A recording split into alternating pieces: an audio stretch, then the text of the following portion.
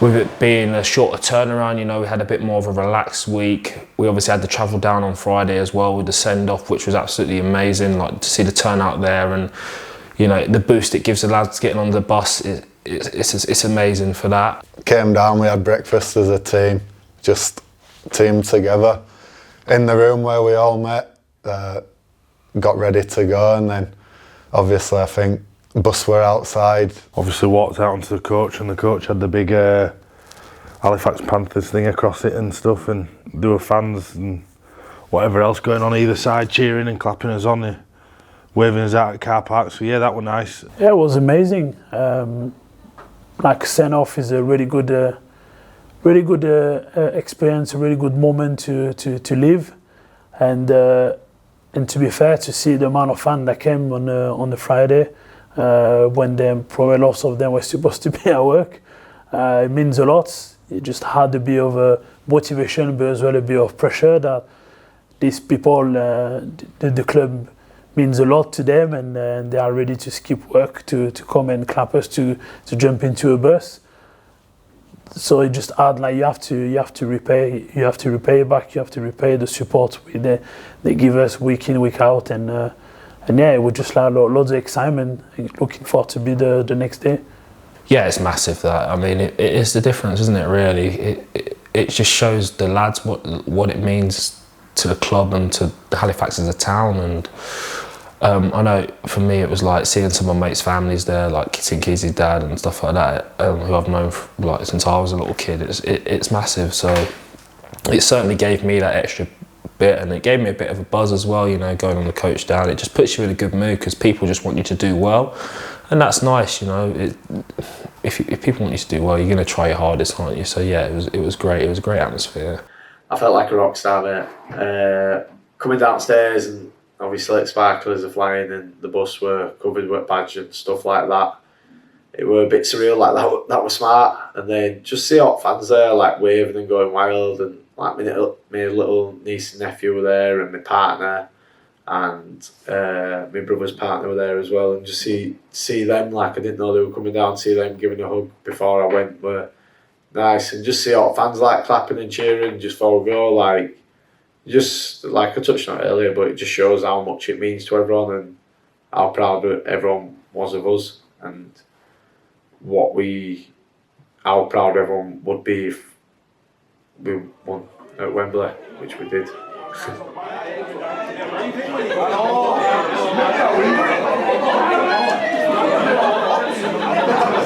Let's go, Kev.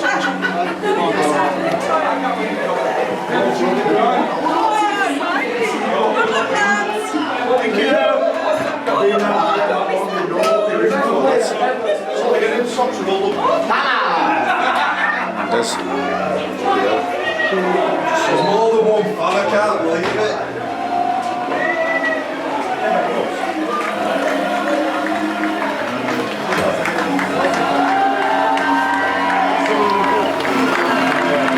Press it again, John. 3. Press it again.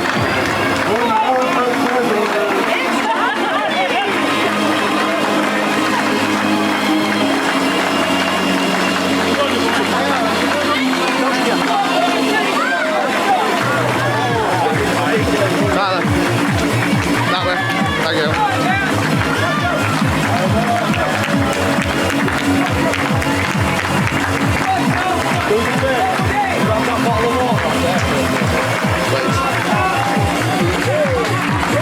And again, Johnny. Press it again. Where's it gone? Press it again. Press it again. Press it again. Yeah. I think we all felt good. You could tell everyone smiles on faces. Bit nervous, might have just been me. My heart rate were all over the shop. It was for that 2 days. I was very nervous, but yeah, I think we're all buzzing and just excited for what we're ahead. Really proud to be a part of. I don't think anything like that happened at the Shay while I've been at the Shay. So to be a part of, obviously, that many occasion with, you know, fans coming down and wishing the team well and the club all the success, and privileged to be a part of. To see what it meant to our generation or the next generation of people coming through.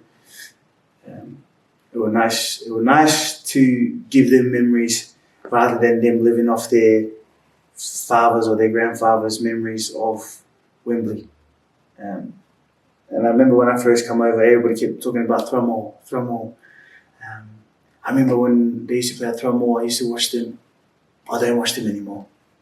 And then they talk about 87 and 88. It was nice to be in this group, or be a part of this group that gets to give the next and the younger generation these same memories that their families have, you know, of Wembley and Halifax being at Wembley. Very emotional day, like, but you just cover it up with the excitement that, you know, that all the kids have got going along, or all the supporters have. You just kind of push the emotional stuff down the bottom and just jump on the hype. Even that, seeing how much it meant to like the community, that was another like big eye opener. It was, you know, this one's a bit more than a game of rugby this weekend. Like, it's actually, you know, something you can bring back and something for the fans to celebrate with you. And even then, I think we got the bus on a Friday morning, and even the people to see us off on the bus, like, it was just, you know, just the week itself was very special and something I'll always remember. I think the boys will always remember, but not just necessarily the footy part. Like, you know, I think Grixie even said, like, you know, soak it up at the beginning of the week, because you'll look back and you'll go, where'd that week go? And you truthfully do. It goes that quick. But when you think back, you got little, like, you know, gems you can think of, and like those are the things you think of. It's not just the footy side. It's seeing how much it means to the community and the people around you. And yeah, it was a great week. And even going down there, the club looking after us, making sure we're prepared well, and stayed at like a hotel down there. It was good, and just being around the boys the whole week. Usually I get sick of them, but it was a very rare occasion that I wasn't sick of them after the week. So it was a good week. We all have jobs, and a lot of us, we had to book a day off work on the Friday. Obviously me, I don't work on the building side, so I couldn't switch off. And obviously with the type of job I do, you have people even texting you in the middle of the night or on a Sunday afternoon, and I know I wanted to be able to focus. So yeah, I would just like, I'm gonna have 3.5 hours or 4 hours to go down. So I don't know, I'll just do my emails, do my plan for the week after, because I knew probably on the Monday would be a normal day as well. So just to be planning for the week ahead, and so I could just focus on Wembley, and I'm sure loads had to do that as well. I juggle with work. I imagine Pojo is on the roof every day, and so he probably had to make his own arrangements. So that was good as well. We know we are not all full time, so that's what makes it even more like enjoyable. It's nice to know, obviously, people are taking time out of the working day as well to come down and support, you know. So yeah, they were chanting and singing and loud, so gives you that extra bit of energy. Yeah, it just, obviously it showed what it meant to people, and kind of it gave you that motivation of kind of this is what we're playing for, not just for ourselves, but for his friends, his family, and for the fans who were there. So for them to obviously not miss work Friday morning to come down and kind of send the bus off and send us on his way, it kind of showed what it meant to them as well. So it gives you that extra motivation to go and get the job done. We joked about it, to be honest, about the badge, the bus being printed up. So I said to lads how good it looked, do you know what I mean? But I thought they thought I would take it, mate. So then it ended up becoming a bit of a running joke. But joking apart, I thought the bus looked quality. Then Pudge. Senator. I'd gone down to London the day before, so we all there. I think Matt G had three servings. And then we're all getting ready to go down, and I led the boys down, because obviously Brandon wasn't there, and yeah, I don't know, probably a little bit surreal, something we haven't done before, I've never done before. Well, we haven't been in that position to do it before, have we? So now we're good. Good to see friends, family, loved ones, and the fans. It was a nice start, and we had a good bus ride down.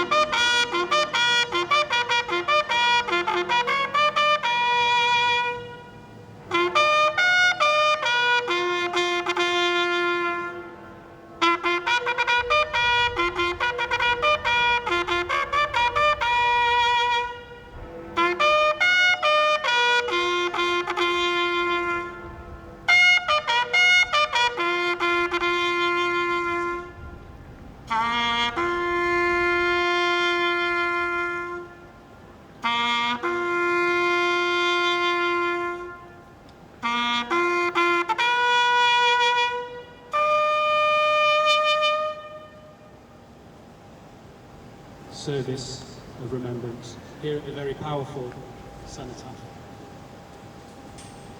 The tradition of laying wreaths at the cenotaph dates back to 1930 and is now an integral part of Challenge Cup final weekend. So I'm currently the Chief Operating Officer of the United Kingdom Armed Forces Rugby League, which sits above the single services, the Army, Navy and the Royal Air Force. So we do, we're the interloper with the Rugby Football League, the governing body. I play a key role in that, and I have done for 30 years.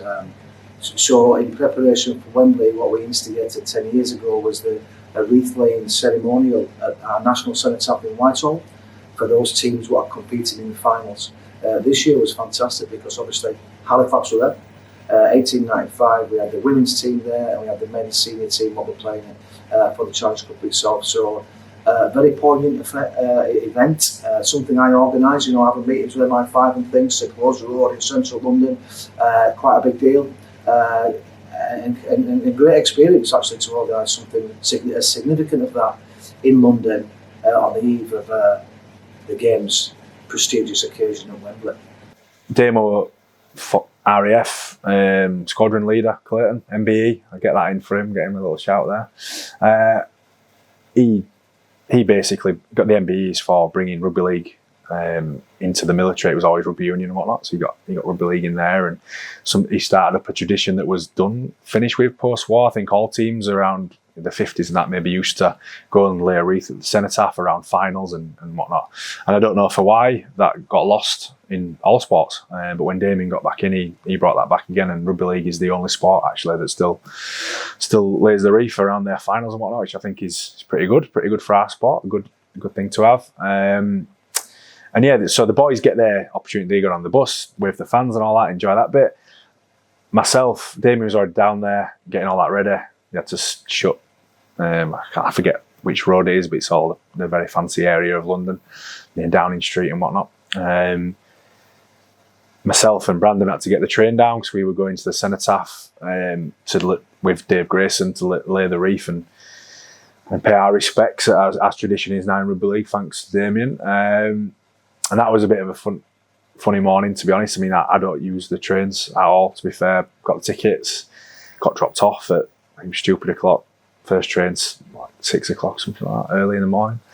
Got there, and rather than walk straight down, it's like Halifax there, I didn't walk straight down. I walked into the booth where the guys working there and just made sure the train was fine. The lady says, "Oh, it's cancelled." Are you joking? Like, well, when's the next train? Next train's in 15 minutes. What time's that arriving in Leeds for? Wasn't going to work, so then I had to get a taxi over to Leeds to meet Brandon at Leeds. What an absolute mess about that was. And then off we went down to London, just me and Brandon. Two scruffs from up north in the middle of London. Me and Simon obviously travelled down on our own that morning. We got the train to I forgot the name of the station, but the main one, King's Cross. And to be honest, I felt a bit like Crocodile Dundee when he's in big city. I didn't have a clue. I'd never been to London before in my life. Obviously to play London, but never actually been into the centre of London. I was suited and booted in Damo's Boss polo and chinos, and I thought, what am I doing here? And then we walked down. Obviously, got a taxi to Westminster, and a bit of that imposter syndrome kicked in. Where I was like, what am I doing here? There's always, obviously a lot of important people there, and I'm just walking around Westminster, obviously representing the club. So it was a really proud moment, yeah. Going in Portcullis House, which is attached to Parliament and all those things. Suited up and, went and did our bit there. It was a good experience, to be fair, and, the history of them buildings when you're just in and around them, and we were having a discussion around if the walls could speak and tell you some of the tales that they'd seen and some of the things they'd seen, they were pretty cool. And just generally a good experience. And to see Simon and Dave Grayson and Pudge, the captain, lay a wreath, because I was in a full ceremonial uniform and I'm stuck to one side, pretty much making sure they went well. And to watch them go up and pay their respects to the fallen at our national cenotaph was really quite an emotional moment for me. Not just because I've organised the event and I'm in the military, but because it was a club that was so close to my heart. And to see Simon again and Dave and Pudge do that, it was very emotional and poignant. And also, I must like to see them looking very smart. Simon's then his Hugo Boss suit, and they're all got the gear on, and it's which is really important.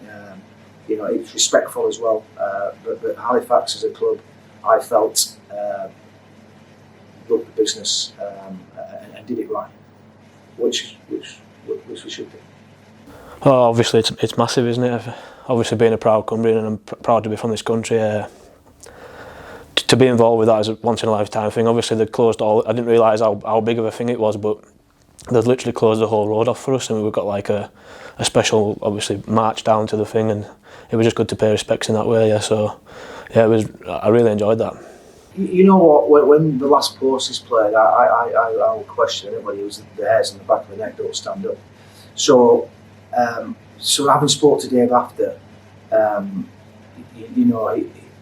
you compare that to leading the team out at Wembley, which is a massive gig, but actually Lena Ruth, our national centre, I think it carries more weight than leading the team out. So I think personally they had a time of reflection, and it's a big deal. I can't speak for them, but I think it probably affected them significantly in a positive way. Yeah, it was a good experience, and something that I certainly remember. It's, I think often we don't really think about the poppies and why they're there and whatnot. And being at the cenotaph and seeing some of the literature around it and what you see on the way in there, but sort of brought home the real bit of what people did give up for what we have today. It was an interesting day. You threw it. Did you throw it? You can't put that one down, can't you? Whoa! You play that? That's why you just put it on there. Hey!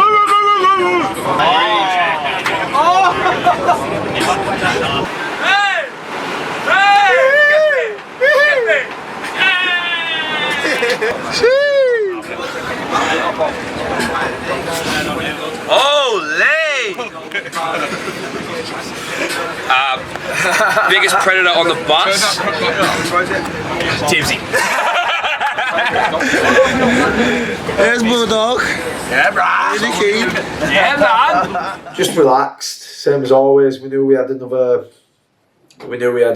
day before game, so it was just same as always. Just back at bus having crack, middle at bus playing cards, and everyone just filtering back and forth, having a bit of a laugh, go to sit somewhere else, chatting to different people like you do. But yeah, same as always. Everyone Salty's opinionated and goes against the majority. Whatever someone will say, Salty will say different, and then we'll all argue with him, and then I'll probably take mick out of someone for half an hour, and then Bob will have his little comments and bits and bats like that. So that's his standard bus journey. I think that was standard bus journey down as always. So me, I sit at the front. I had to be honest, I had some work emails to catch up. So I was trying to sort that out, so I could, as soon as we arrived in London, I could just switch off and focus on that. Lots were playing cards. Some were sleeping. So he's a big sleeper, probably slept all the way through. We have to listen to Zach and Lannon telling us their story. They've told us 100 times already. So you have to handle Salty cheating playing cards. So no, it was a good trip, a good atmosphere. Everyone were busy and looking forward to get there. It was a really, really good journey. So the bus journey were pretty jovial, to be fair. I think some staff at front were thinking, oh, why are they so happy? Like, should they be a bit more serious? But I think for us, we're a pretty relaxed group. We enjoy each other's company. We're pretty take mick out of each other, had good crack with each other, and so I think if we weren't the same, if we were doing something different, it wouldn't have felt right. So I think obviously everyone were excited, looking forward to the game, so everyone were buzzing anyway, and so we just enjoyed it. It was fun bus trip down. But what boys are like, football's boys, they see a camera like one hand. So you kind of have to be sneaky with it, just kind of hide out of the way or get some lenses that can zoom in that far, and then you actually catch what the boys are like. I mean, no one's putting it on. That's just them. Yeah, they were pretty cool. sexy, gorgeous. There's a forecasting couch.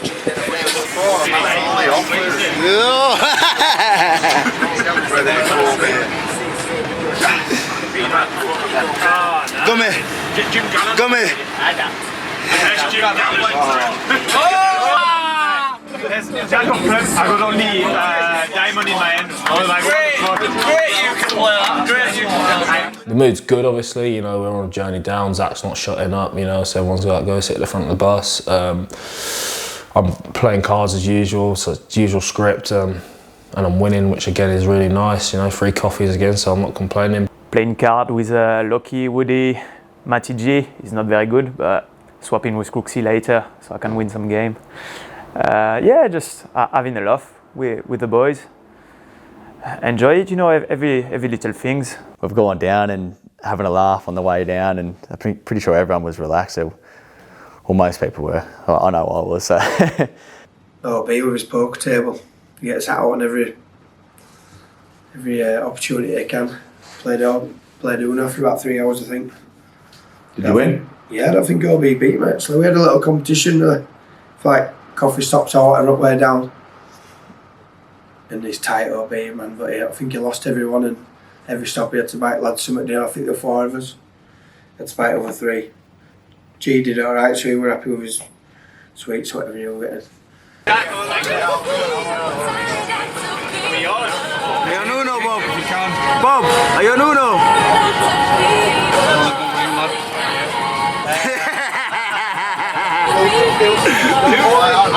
Out of this year, he's only going to change. Uno! Oh, Shay! Uno, baby!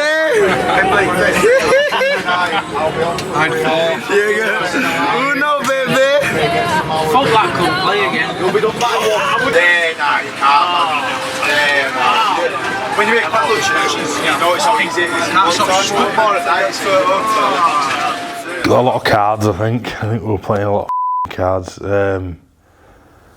Yeah, I think it was warm as well, from what I can remember. Yeah, I think it was red hot and everyone with shirts off and stuff. And it was honestly the hottest trip. Like, I couldn't remember. I don't think there was a bloke in there that didn't have his shirt off. Everyone was sweating. Poor Matty G. It absolutely all sorts. Air conditioning. Non-existent. Oh man. It was absolutely boiling, and me, I'm a quite freezing person, so today was hot. It was really hot, so again we have to deal with Salty being top off, with Tom being top off, so it was a hard journey just for that aspect. It was very hard. The laughing and joking and the togetherness, you forget about the bus and kind of what it were like. Obviously it were bannered up, which were different from usual. Made it stand out a little bit more, and I think we went to services and people were speaking to us, asking, are you playing at Wembley? Kind of, oh, it's a big thing, that, like, you're looking forward to it, and it just put it into perspective a bit on kind of what the outside think of playing at Wembley, and that it is a massive occasion, and so to be doing it, were a good thing. Mate, I've never been so hot in a bus in my life, and I think I was sitting, because it was like a table, two seats, and I was sitting on the window, and did I have Leno or Tibbsy? I don't know. So we were up against each other. No one had shirts on. Everyone was sweating, and it was like, well, I think I ended up standing up for like 4 hours of the trip. I popped the roof open. I was just sitting there copping the air. So is it that hot? I'm a kid of the south, so it doesn't bother me too much. I'd rather play in 30 degree than 10 degree, to be honest. So when I got everyone here complaining, oh, it's too hot because it's 21 degree, I'm like, turn it on, turn the heating on. I want some more, so it doesn't really bother me too much, this. Just the amount of times the boys are complaining about it. Yeah, it is what it is. It didn't matter. Nah, it was hot. No air conditioning. We tried to open the roof up and let some air in, and I don't think it did a thing, because once you pull up, no airflow was getting in, so yeah, blokes like Matty struggled.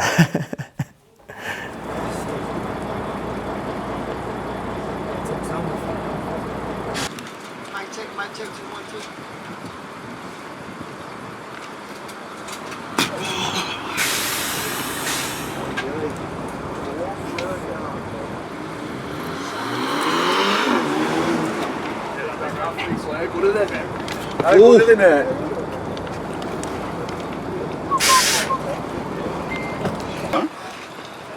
Yeah. Why do you smell like that? What? Oh, God, Really? I love that. Do I actually? Oh, God, honestly. Yeah, do that again, love. Tuesday, throw your every bag on mine again. What are you on about, you? What? Oh, let's not slammed it. Yeah, at least I know no one will have matching bag as me. What?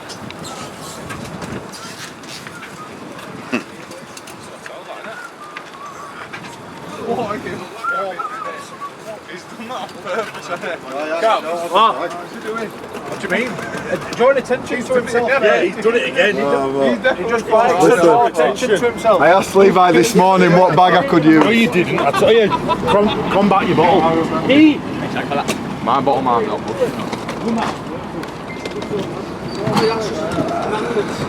What are you doing as well? You're the bloody boss. Pix can't believe you didn't tell me you were in BBC video. Get out of the way. You were bringing that as well. Throw back in. You've got a little scoop.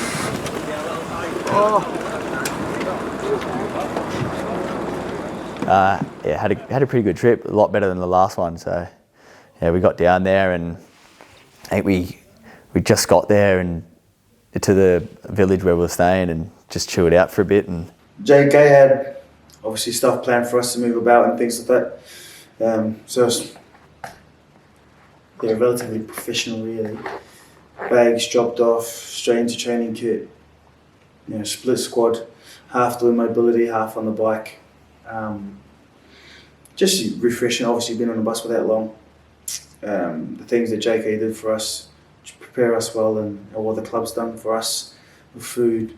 The digs obviously were pretty decent. We decided to stay at Watford, which was the very bottom of the M1, which basically broke the journey up because there's no way we were going to find a hotel next to the stadium. But the idea was do the bulk of the travel the day before, and then the lads can have something of a spa weekend at a nice hotel, do stuff they probably wouldn't normally do at part-time rugby, just to relax and get the travel out of the system. And then the next day they'd wake up and have a nice breakfast with each other and then go into something of a routine. And then obviously when we got there we went to Wembley, so I think everyone was just buzzing about that.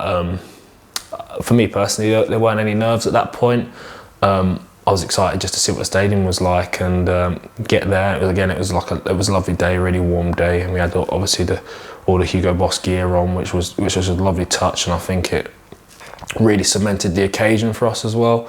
Just to have them little things, you know, they're all little things, you know, like the send off, the nice gear and stuff like that. But they all add up to what you produce on the day and the performance. So I think it was a great atmosphere, and lads are just excited to get down there.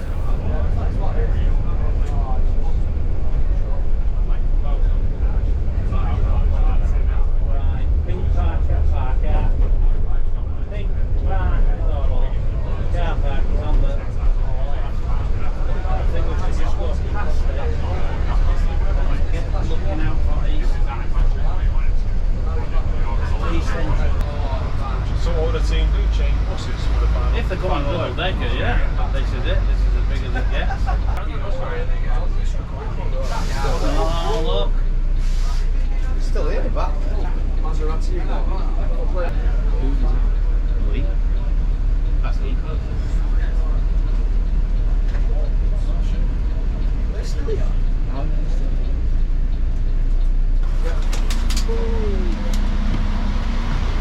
Alright. Oh, that's cool. Thank you. You go training rooms first, and then you select. What's in It's nice and cool in here. Nice in here. Yeah, the aircon in here.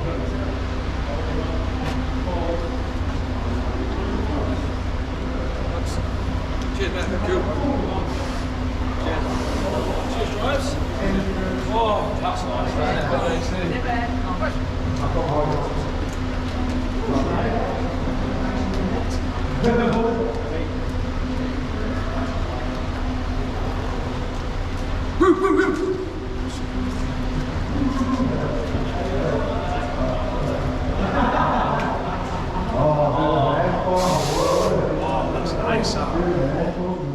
I don't know, a bit strange, because obviously you come through tunnel, and it's just like you're in like a normal tunnel, sort of like driving somewhere, and then you just pull up, and then you can just see, like we just saw like the Wembley pitch in front of us. Like, whoa, and it was just like, again, surreal. Like, Can you remember Leno just whinging about how hot it was, especially when we were under the stadium, and I think we spent about 5 minutes on that bus before we could get off. He was whinging about how hot it was and that. Remember that? That was ridiculous. Like, people, because we were stuck in that bus under the ground, and we were just so antsy to get out there. I remember everyone just being like, "Get us off the bus." That was probably the worst part about it. I think just took that long to get into the stadium because we had a specific time set. Took that long to get into the stadium, and just a little bit of a mess about. You just want to get in and have a look, do your thing, and then get out of there. So it was good. Like it was one of those ones that you're gonna always remember. But just adding that couple of extra hours, it just it took it out of me. Normally you get to a stadium, just get off bus and walk in. I think Wembley, it were like Fort Knox. You had to be let through about 10 different gates on your coach to even get into the ground. So that's a bit of an experience in its own, and kind of shows how highly regarded the place is held, really. So when you walk in, you can see all the different photos from all different sports and people who've played there and across the time. It's pretty crazy, but to be fair to think. You get to see the changing rooms, and kind of obviously they're massive, which you'd expect at a national stadium, probably changing rooms we'd not experienced before, and kind of walking down the corridor, and there's memorabilia up from football games that have been held there, concerts, other Challenge Cup finals. It kind of makes you realise kind of what sort of events are held at this place and how prestigious it is to be there. So.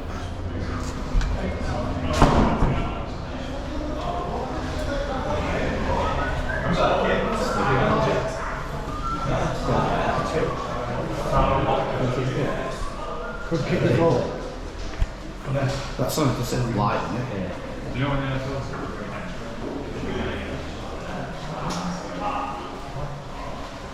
That's me.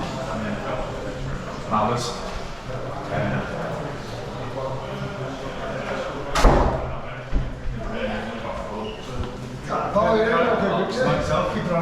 Are we near? Just that one.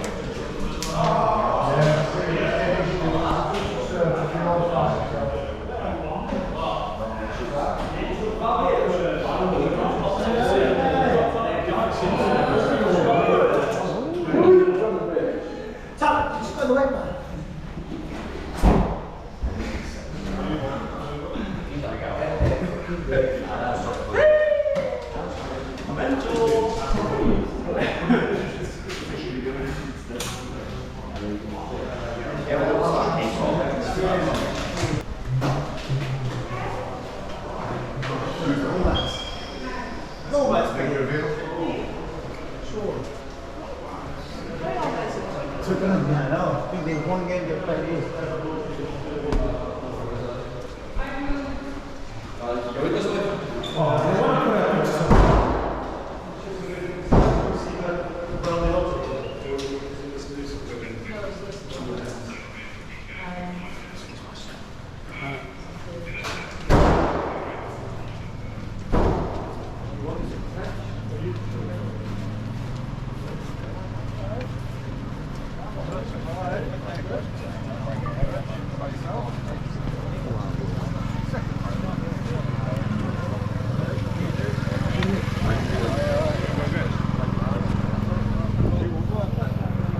When you walk out, it's like breathtakingly how mad, how big it is. You know how airy it is. It was massive. So obviously you look around, get your bearings, and there's a big screen on end, and I wanted two players on that big screen, you know. I don't know why it were up then, but obviously it was saying Batley versus Halifax, and I were on it, so that was quite a nice moment. So yeah, unbelievable place. Had a walk around, had a chat to the groundsman, and the time and care that goes into that place is like second to none. So yeah, to think we were playing the next day on there were pretty crazy, to be fair. When you actually get to Wembley and you walk around, you look up, and I think I remember the biggest thing thinking was, because I've been there before to obviously watch matches, football, but like from pitch side, I remember looking up and going, I mean, that's big. Like, excuse my language, but I mean, that was literally my words. Like, you look up at how, because it has a closing roof and stuff like that, and I was just like, wow, that is massive, you know. Kind of, obviously, we got to experience it without any fans in, just take it in, and kind of the sheer size of the place. You don't actually realise till you're down at pitch level and having a walk around, looking at it, soaking it in. I think a lot of people speak about kind of the pitch being big, but you don't really think about the pitch or realise that the pitch is any bigger if it is, because obviously the stadium's that big. You're just kind of taking in how big a place the stadium is as a whole, and just embracing it. Making tips. I think this is amazing. Wow. Get off, Lannon. What's in my turn around there? Because they won't know my name, will they? Oh, bastard. Everyone's like, oh, everyone's gone for it. Oh, Yep, real grass. Real grass. Good ball, Lannon. Off the pitch, oi! Don't be silly, yeah? Oh, hell, lad. Ruined it now. Feeling a bit yeah, it's only 3 games on it, you know. I'm walking on it. I know it's maybe fairly obvious, mate, but stay on this side of the line, please. They've already seen you. I'm going to go and tell them now. Not as good as Siddles, this, I don't think. No. Not as good as Siddles, no. What are you saying, Lachie? Unreal, isn't it? Wait till you go out tomorrow? Yeah. Let's go and try and get on that in. And in that corner. And in that corner. The boys. Remember rocking up that day, and Scotty Fletcher, one of the fans, he had this scarf here from 1987 where they won. He just said, "Oh, stop me," and he goes, "Are you right to take this? Can you wear this going out to Wembley today and tomorrow?" And I was like, "Oh, yeah, sure thing." And he's like, "Yeah, it won in '87, so I've never worn it, and it's never lost." I was like, made me feel that little bit more confident. Just those little things that help you get you over the line. So I can't remember what I spoke to before. Must have been someone who played at Wembley before, I can't remember. But they didn't think much to it. They talked it down a little bit really, so I thought, I wasn't overly too bothered about it, but then when we got there, I thought, I don't know what we're of him. But then when you step out of that tunnel and you see Wembley as, unreal. You don't really understand the size of the place. You see it on telly and stuff like that, but until you're actually there, huge, massive. And I remember ringing my mum actually, FaceTime my mum. It's like showing her Wembley and stuff like that. And our national stadium in the Cook Islands, just normal running track around, one rugby field, about 25-metre grandstand, and then a banking on one side, palm trees all around. I was like, ours is way better than Wembley. Like, I don't know, Wembley, this is nothing. How about our national stadium? Obviously, Mum started having a laugh about it, and she's like, that place is massive. Mum is a bit of a football fan. She watches a bit of football, a bit of soccer when she was growing up and played it herself. Not to any professional level or anything, but she likes to think she's pretty pro at football. So she knew where I was. She obviously understood where I was showing her, and she couldn't believe that obviously we're playing rugby league there. playing a final there. Yeah, that was pretty cool. That was pretty surreal. Yeah, it was. The thing was different is I had a FaceTime with my son, and my son is a big football fan, so he knows what is Wembley. So just the FaceTime was showing him around, and I could see in his eyes how memorized it was, and that just added like an extra boost, an extra motivation for the next day. And also I spent some time just sitting down on one of the seats and just looking around and embracing, because as I say, that's probably the last time, and yeah, I was just trying to take everything in. And to walk out and sort of see the pitch like Batley were just coming off as we were coming in, and like I got before that straight away, I just wanted to take a video and like show my mates and my family and stuff like that. I sent in my little family group chat and I just took a video, and I was just looking round, and it feels like, I don't know, obviously not everyone in the world will be on pitch at Wembley, but like it feels so much on top of you than you think. Like you think it's absolutely massive and wide, but it feels so enclosed. Well, I felt like that anyway, but like the pitch is immaculate and the place is huge. But yeah, that were unbelievable to walk out there. Well, to think that we were going to walk out there in less than 24 hours were a bit of a scary thought, a nerve-wracking one.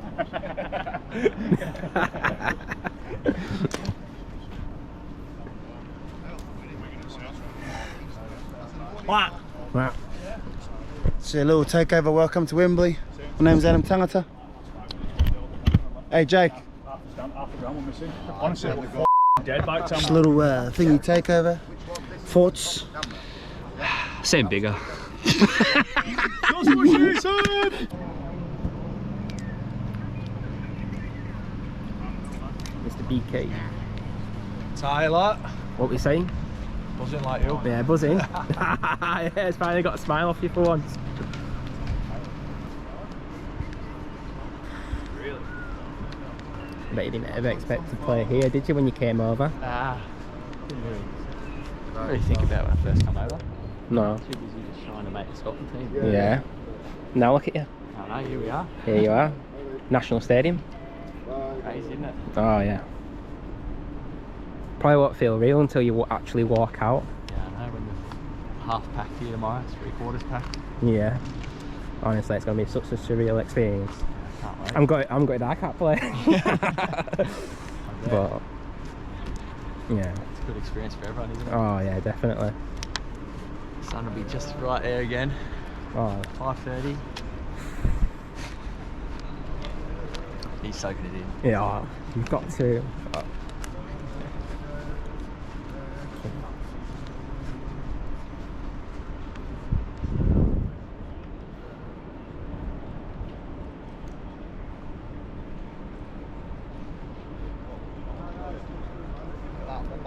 Scoring a couple tomorrow, one back.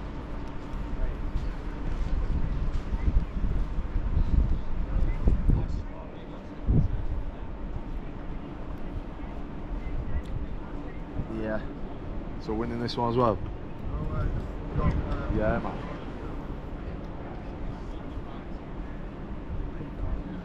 Yours will be settled there tomorrow. Nah, I loved it, mate. Good experience.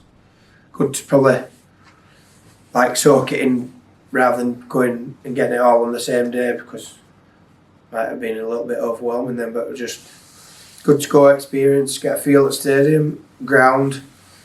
Spoke to the staff, ground staff, about all sorts of pitch and everything. It was just good to take it all in as a whole, like a tourist really. But then we will get a chance to play it the day after. Something I'm glad we got the chance to do. And probably should have took a few more pictures and that really, but took it in on the moment and really enjoyed it. I'd love to say I enjoyed it, but I was getting my ear chewed off by a member of the RFL. As like the team liaison, whatever I was that day, I think my name was on a piece of paper, so we walked in there, who's John Kelly? So I'm trying to take it all in, I'm just So yeah, I wish I could do that again, but it doesn't happen now, doesn't it? Yeah, it's just it's weird when it's empty. I bring back some memories, and again you just look around you and you're like, well, I'm going to play there again. It was hard to put some words into it, but just like loads of motivation and just like, yeah, there you are again, and you got another chance, and make sure you don't waste it, and then this time you get back with the win. And that was probably the time I got scared a little bit, walking through the tunnel at Wembley with all the picture and that, and just going to work on the pitch, not even train, but you come in and you got them 3 level stand on it. Actually give me a little bit of goosebumps, but it was good. I'd rather have them the day before than on game day, so that was very good, yeah. I wasn't as bad the day before, more the day of the game, but yeah, I wasn't as nervous. It were more excitement. Probably, like, obviously people say like excitement and anxiety are like very similar, and it were like that sort of area. It were like, wow, this is unreal, but then we're like, wow, I'm going to be playing here tomorrow. It was surreal, to be honest.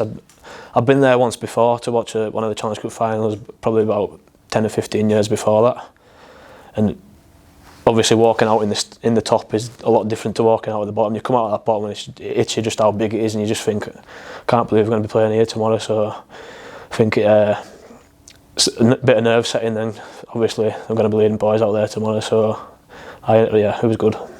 Yeah, it was nice to take it in, but then again, I'm one of them, like, okay, done it now, next thing. What's the next job? Let's get the lads back on the bus, and because that was like herding cats. Because I mean, they're all obviously enjoying being in Wembley, but there was the way they do it.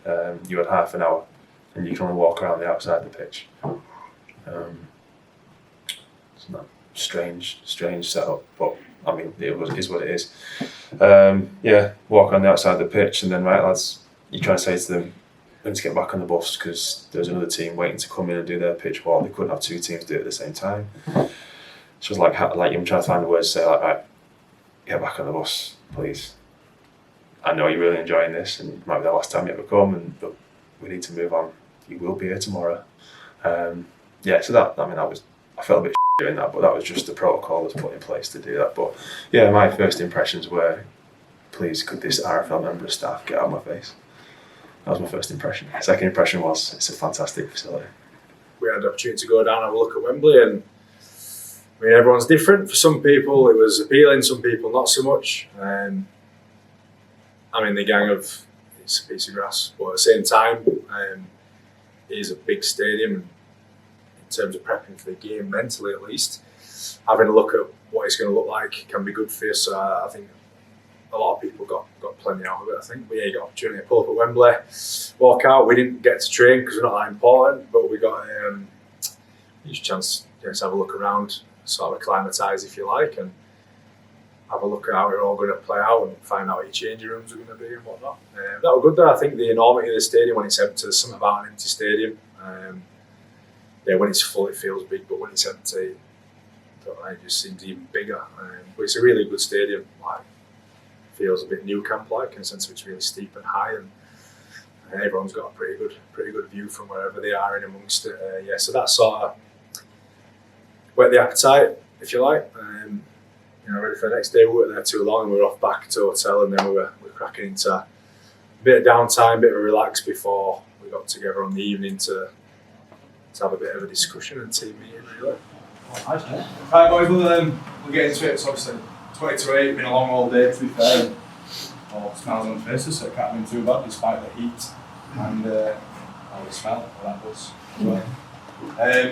We can talk this to death, can't we? I don't want to go too far with it, but I think it's important we know each other's motivation throughout, so that message has gone in about what it means to you, occasion, play for this club, be with this group of lads. It's important to share it and also give a little bit of praise on each other as well, I think. Before we get into it, just one thing from me, I mentioned it off and on in little bits, maybe in interviews, I probably haven't said too much, but I hope you enjoyed the last few days. The week goes quite fast, the game will go quicker. And in 10 years it'll be a blur that you can hardly remember.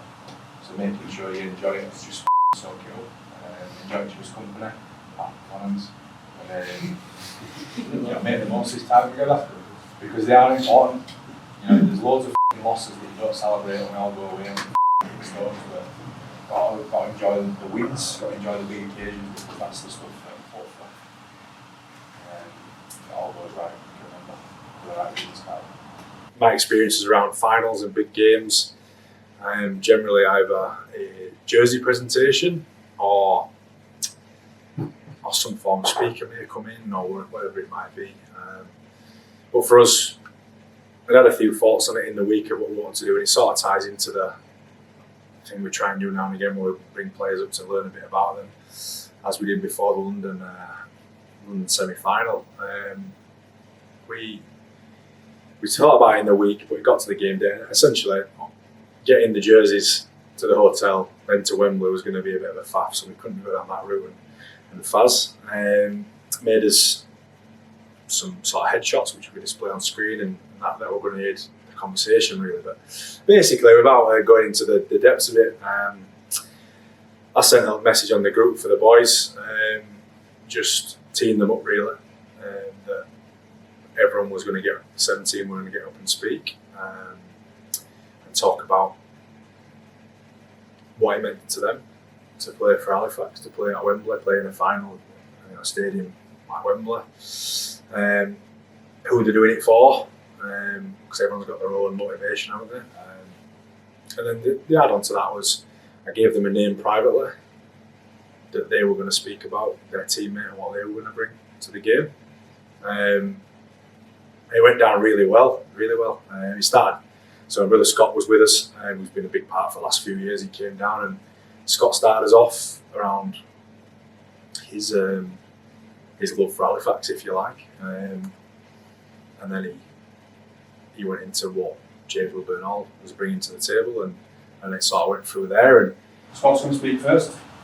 He's going to jump up and have a bit of an answer.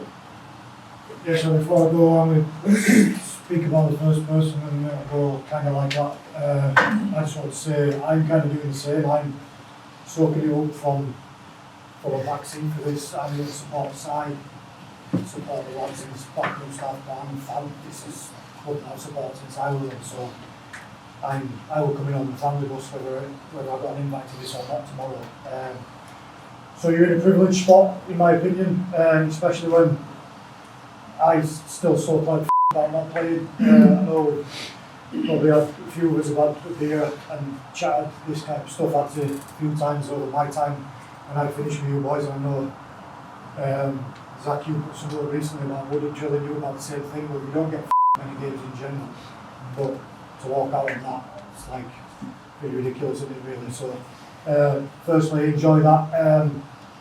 Advice-wise for game, I'm not really here to talk about like how that goes. Just for me, it'd be just try and be present, like Si just said about soaking it up and not letting it kind of go past a little bit, because in the game it's going to be a bit hectic immediately, but try and stay with them little details. I know I don't get too much to do with you, but the way you've kind of crept out of the little tough spot you were in recently is pretty admirable. To do what you did last week to go into this and work out any better, so good luck from me, hope it all works out. I will speak about first person then. So this has been pretty consistent for a couple of seasons for you boys now, and obviously my time here. He recently said when he re-signed that he hadn't looked to go anywhere else, that this is his home. He has been here a long time. I think you can see that in his games, especially over the last couple of years. If there's no doubt about it, if this lad gets his hands on the ball and touches it in the big games, which he has done in the past already for this club, then you're in with a miles better shot of winning the game. I'm excited to see how it goes. Playing the spot I'm pretty familiar with, James Burnall.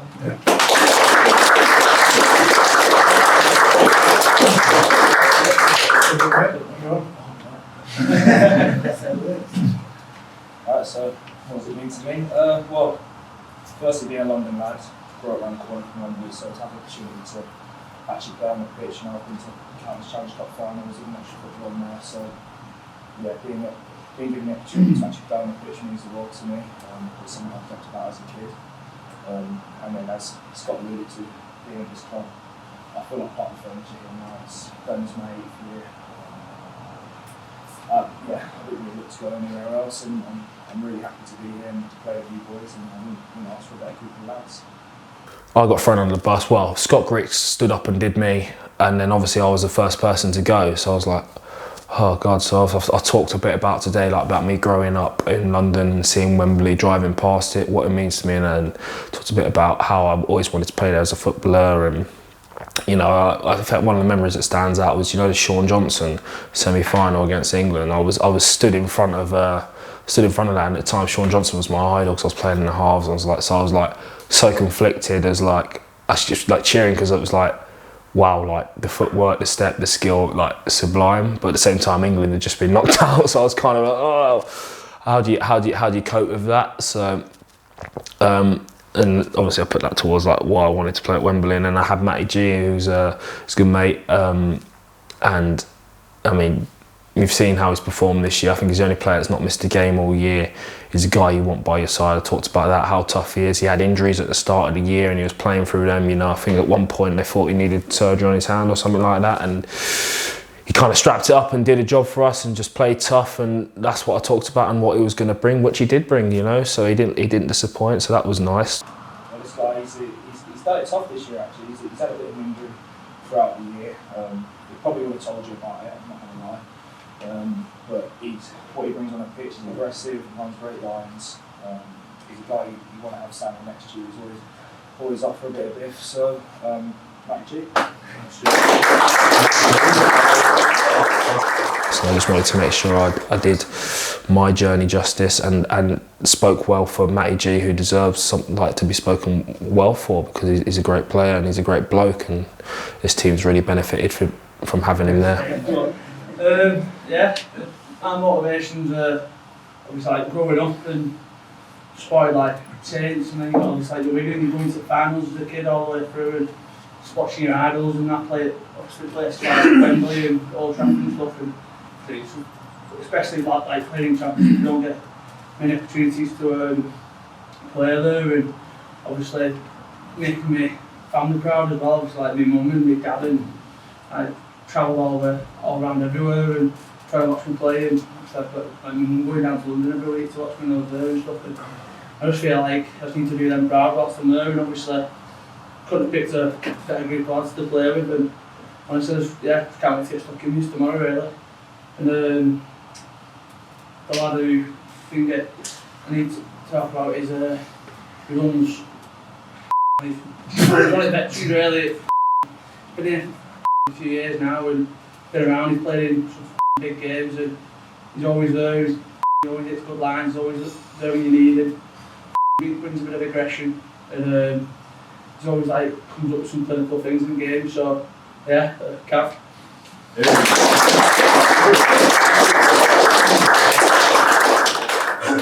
Yeah, I've been in the room on a few of them sort of things, and you often get a lot of unexpected stuff that comes out, and that didn't disappoint in terms of the emotional side of it.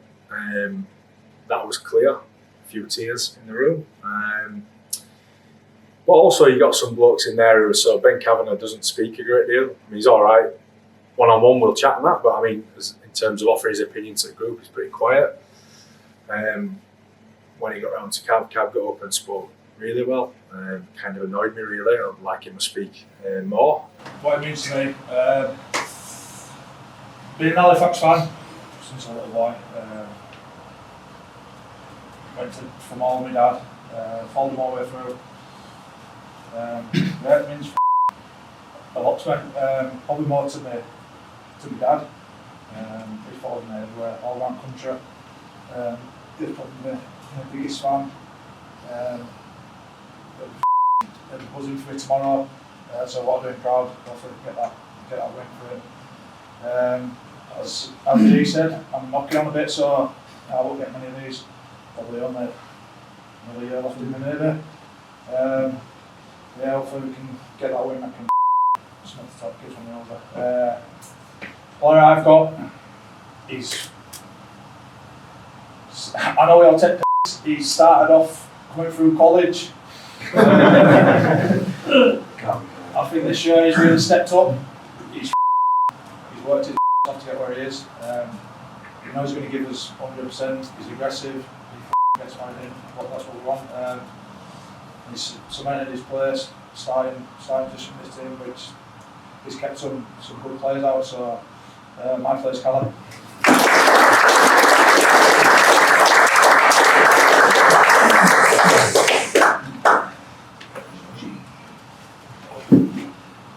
Yeah, so what it means to me is massive, like Cav said then about me going started at college, Bulldog loves it. Started at college, reserves, got a contract, and then I've been around here for ages, trying to push for that, and then I've finally cemented it. But I've grown up watching this team and going down to Shay, and I've loved every last minute of doing that, and I'll always be a fan for the rest of my life. Like Scott is, and obviously cementing the spot, and I can take my family down to Wembley, who majority of them are probably massive Halifax. My dad went to the 87, and my granddad did, and so it's a massive achievement for me, for them to be able to come down and watch me down there this time round, and can't wait, man. I mean, I've got a lot of my best mates in here, and it'll be a real good do. Can't wait for it. It does bring it home more, obviously, because we don't always talk about how we feel about it all properly, you know, seriously. Might laugh and joke about it, obviously, but 9 times out of 10 it probably will mean that it means a lot. But yeah, to actually have a serious conversation or a serious environment where you had to speak and be honest, and yeah, it was nice to see, I suppose, because everyone's different, aren't they? Not everyone likes to show their emotions as much, so yeah, it was nice. It was nice to see what it meant to everyone, and how far we've all come as a team, you know, and how close we all are, I suppose. And my player, I mean, he come a bit late on to this team. I think he brings a smile on everyone's face in every department. He's thick as he's led from front since he come. Well, a couple of bad games. But ever since then, I mean, he's got us on the front foot as a player. The good ball guy, is what he calls himself. But yeah, he's what we needed. He's a top player and round one. Nice.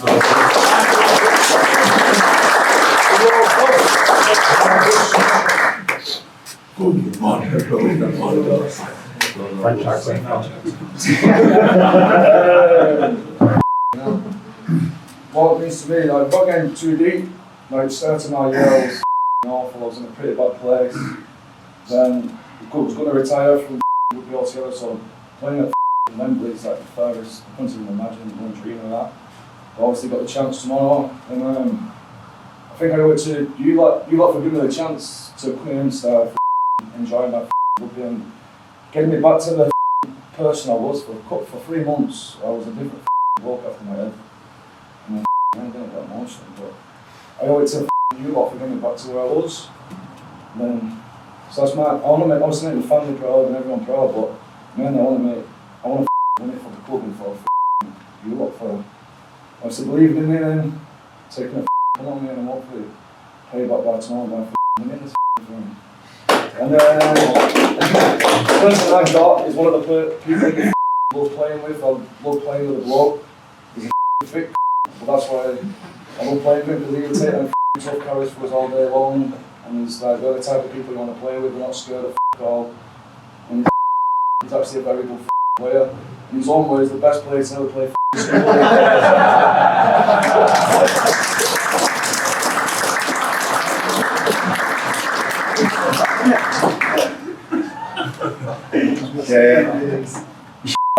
It's a good comment now, or not. No, look, obviously, mate, I'm going into too much, but me, Halifax lad, longest serving member at the squad. No, continuously. had a few ups and downs over the years, probably lucky to have maintained that length of service at times in the past. And I think obviously stepping down from being 20-year-old, you never think you're going to get a chance to play at Wembley. Big games, you think how big games are getting cup games against Super League teams or middle eights, which they were always decent games and good spectacles, but for us to get there this year and actually get a gig at Wembley, I think obviously it's massive, and like, I'll give my all for this club, and I know that all you boys will do the same. Obviously a big day personally, 200th game for the club, and obviously that means a lot to me. I think my dad said he wants my shirt and he wants it till he dies, so that's kind of how proud he is of what I've done, and hopefully not as old as Kabula, so maybe a few more left if I get to 250 for this club. That'd be a great achievement, and if I don't, I won't be playing anywhere else anyway, so I'll have enjoyed my time, and hopefully we can do the job tomorrow. The final team meeting obviously were pretty emotional period of time. I think I followed Lano, so I think Lano did a bit of a speech on me, so I followed him up. But I think before that he spoke about, obviously he'd been through a lot before he come at club. Obviously had bad head injury, didn't know if he were ever going to play rugby again, didn't know if he were going to be the same bloke he was. I think obviously coming back here he spoke about how lads had made him feel welcome and brought him in being back part of a team, and kind of he was getting a bit emotional about what it meant to him, about what the team meant to him and what we'd given back to him and helping his recovery from his injuries. And then so obviously following him up, spoke a bit about kind of what it meant to me. Obviously I speak about it a lot, love playing for this club. It's my hometown, obviously it meant a lot to my family who followed me throughout my career, and for them to kind of see me walk out at Wembley were going to be a massive moment, and one that obviously I were looking forward to and they were all looking forward to. And then I think my player who I was speaking about were Pickers, Brandon Pickersgill. I think obviously me and Pick, he's been here a short time, but I get on with Pick pretty well, got a pretty good relationship, and kind of to see him come in, obviously he came in, hadn't been playing, obviously Woody had been his main fullback, then Keezy got injured, obviously we shifted, left Woody at fullback, tried a few different halfback combinations, so Pick still were kind of on the outside, not really getting a crack, and then I think to see him come in, he got an opportunity, we moved Woody to half and Pick came into fullback, and I think that semi-final especially came up with at least one or two try-saving contributions, and kind of he showed his importance to the team, and over the next few weeks he came up with some big plays and saved us at numerous times. So I think to speak about him, it was pretty nice, and kind of let him know that we were happy he got to share that moment. I think he were at Fev year before, and he were 18th man in their cup final at Tottenham Stadium, so if he'd have then come to us and missed out again, I think it'd have been pretty heartbreaking for him. So the fact that he got to wear the shirt and actually play and get the victory at Wembley was a special moment. On to my player, my mate, fellow bus member, since everyone else left, Brandon Pickersgill. I think obviously got a lot of respect for Pick. He came in behind Woody, who were flying. Obviously we had Keezy Lua that came in and backed himself. I think Kane played at Barrow, didn't have his greatest game, and he'll put his hand up to that. Found himself out of team for a while, but he always turned up, never moaned, always happy to help lads, and I think over the last few weeks been really good for us, and so ample tries at back there, which on other days could have, if he's not there, we might not be here. So proud to have him with us. I think he's been getting better and better every game, and I'll do keep improving tomorrow.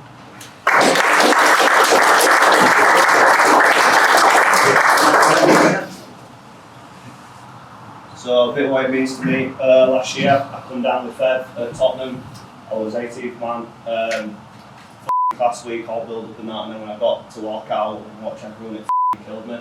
So getting that opportunity to do it with you man tomorrow, I'm buzzing I've got that opportunity here, and just do it with you man, and all welcome me into the group, and I feel like we're part of the group now. I just can't wait to get out there. Away from rugby, my family have travelled up and down the country to support me in whatever I've done, and a lot of them are coming down tomorrow, so just to make them proud, I'm going to do my blood to walk for them, and hopefully we can get that win. Player I've got is Diz. I put some notes down on my phone. I just put hard working, effort and reliable. I think he turns up every week, wants to be better, brings his enthusiasm, and he never lets us down. So it's one of them players you want side by side, and yeah, like playing with this.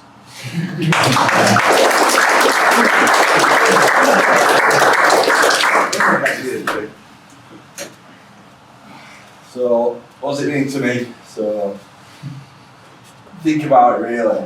Like, I came to the first Wembley, the new Wembley one, and then I went Wigan, 2011 I think it was.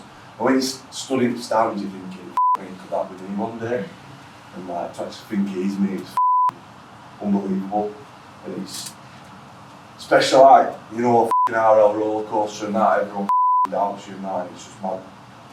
Feeling like you'd be able to walk out with you boys, because as a group, like me, this club, they probably give me one of the first opportunities really. So really early on, trying to break into Super League, Halifax were there to give me that confidence, that opportunity to play men's rugby. So I owe a lot to this club really. There's a few same faces that were ever present, and yeah, like, as Pickers said, I'll give you hard working with a smile on my face. So yeah, that's what I'll do, and I'll never break down. But away from rugby, like my dad is like, he don't like shouting too much, my dad, but secretly I think he's buzzing, like, because he comes to me and he's like, I'm not trying to speak about it too much, because like, he just seems that proud of me. So for him, I think, see his son walk out, he'll be good for him. And then my player, I've got a bit of a connection, well not connection, but like, we go a bit back, me and this lad, from an 18-year-old playing at Warrington. Yeah, we've known each other. I played for his home club, Avignon, so got a bit of a thing, and what he brings is French flair, the pace. And it's mad because moments in the game where you think, oh, is someone going to be there? You see Fred Blewett there, scoring that try or making that quick step, or it's just a great play to have. Like, you know, you can back him in any like one-on-one situation, doing it. So I think going into tomorrow, I think just be you. That's the main thing. And do what makes you feel good. So.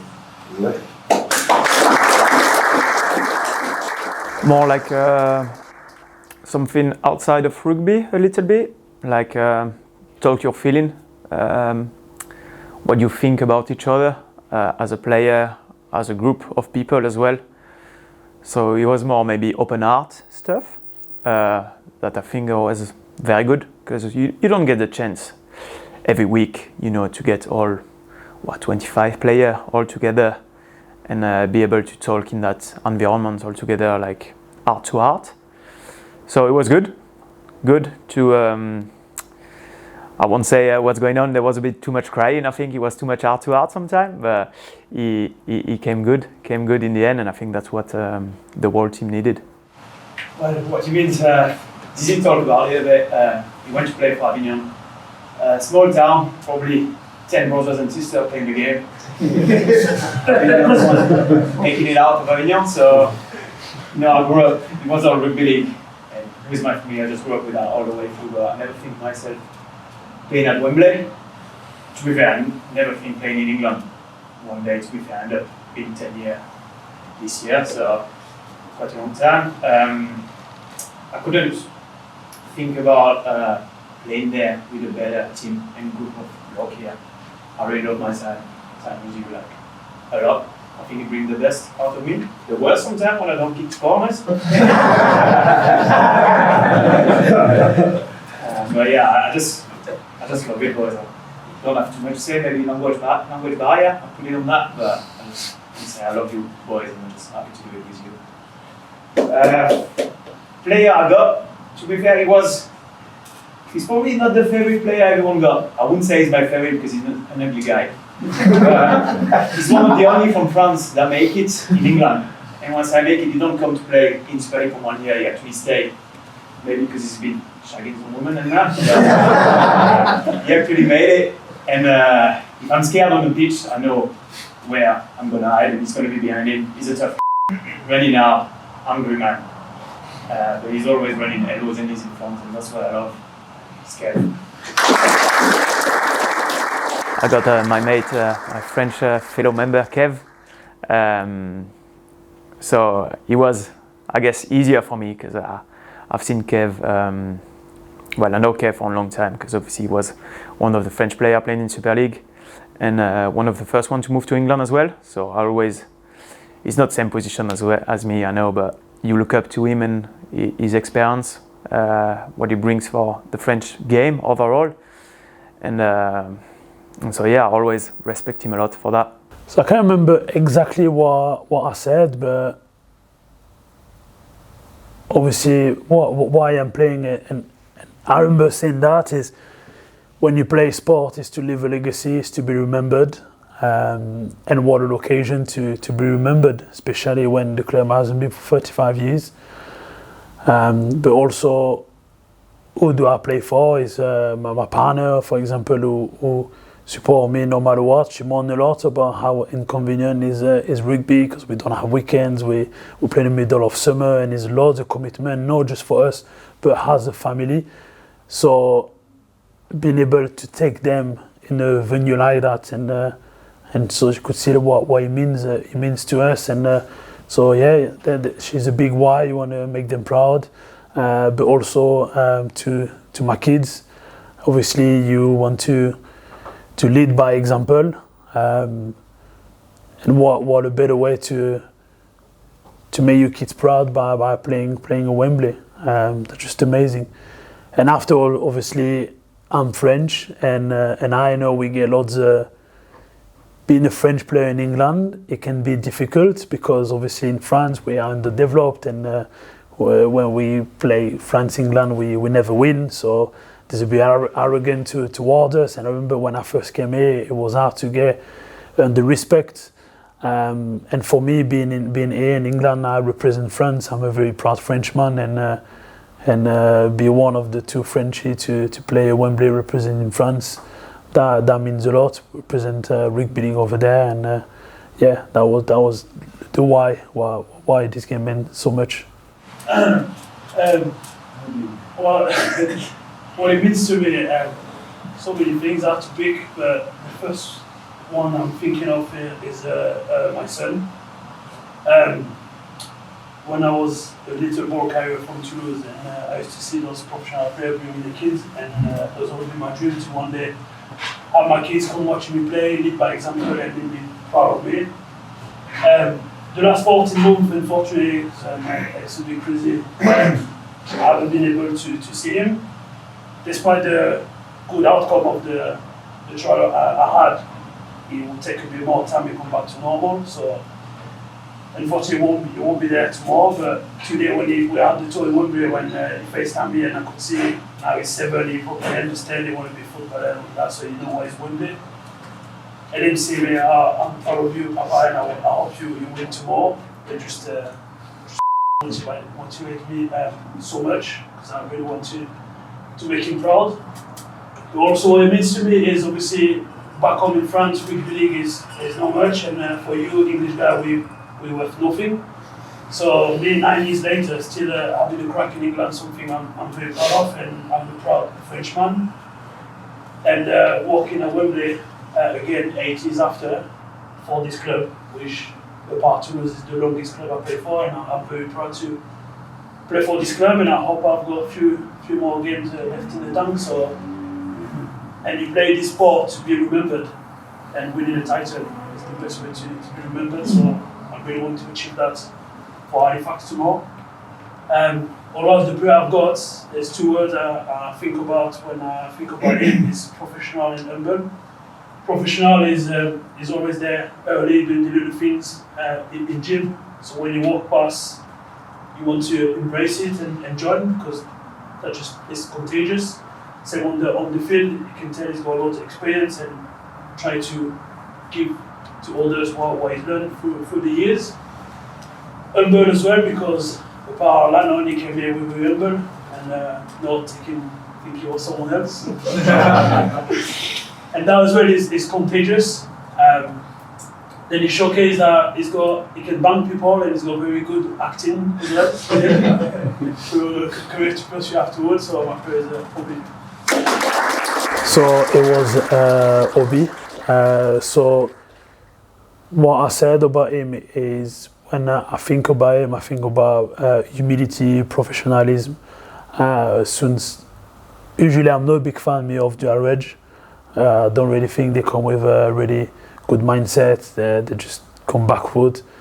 But him, since he came, he was very positive, and he brings this professionalism that you can tell that he was from this environment, and he keep you on your toes, bring everyone together, and even also when you come at training, you will always be one of the first in the gym. So you're doing beats. So if you come around, then automatically you feel like you want to join instead of just going to sit and change over your phone. So this kind of behavior are contagious, and players like that are very important in a squad. For me, a bit like the hometown boys, growing up watching the Blue Sox down on the Shay, thinking one day you might be able to pull the jersey on. Managed to do that 7-8 years ago. Got another chance here now, which I'm very thankful to be here for. Pulling the jersey on, playing at Wembley, one of the biggest stages for English boys to be playing at. Old Trafford Grand Final, all that, but the main arena in England is Wembley, and walking out tomorrow is going to be unbelievable. I do it for my family, but I think a big thing is I'm privileged and honoured to walk to the field tomorrow with you boys. A bit like that, I've been in the ditch for probably the last 6 months, been given a shot, so thankful to be here, and like I said, walk out tomorrow with you boys and hopefully get that win and the flat trophy with you boys. My player brings a lot of energy, especially with his carries. Got a little bit of whack in there as well, but I'll probably say more of his energy. He's been here a long time, so I think the club means a lot to him. I know Halifax boys, it means a lot, but for this guy, he's been here a long time, so he's got, when he plays, a lot of desire, a lot of passion, and I can't wait to step the field tomorrow. My man is Tangata.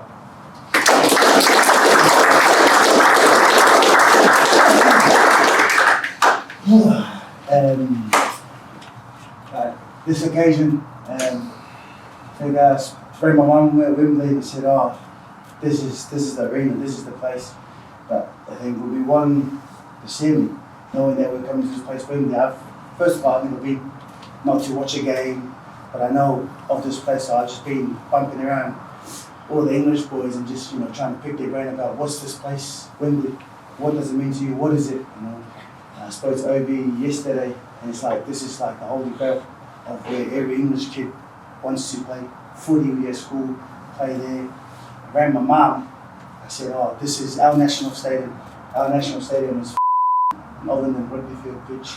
One grandstand on the one side, and I was calling Wembley that place, and she was laughing on the phone. I was like, nah, but this is like the roof closes, I think, Mum. I looked at this place, I'm like, I'm going to play it tomorrow in the grand final. The last grand final I played in, my mum, first rugby league game, she came and watched me play, and that was in 2013, and we lost, and I've never been to a grand final ever since then.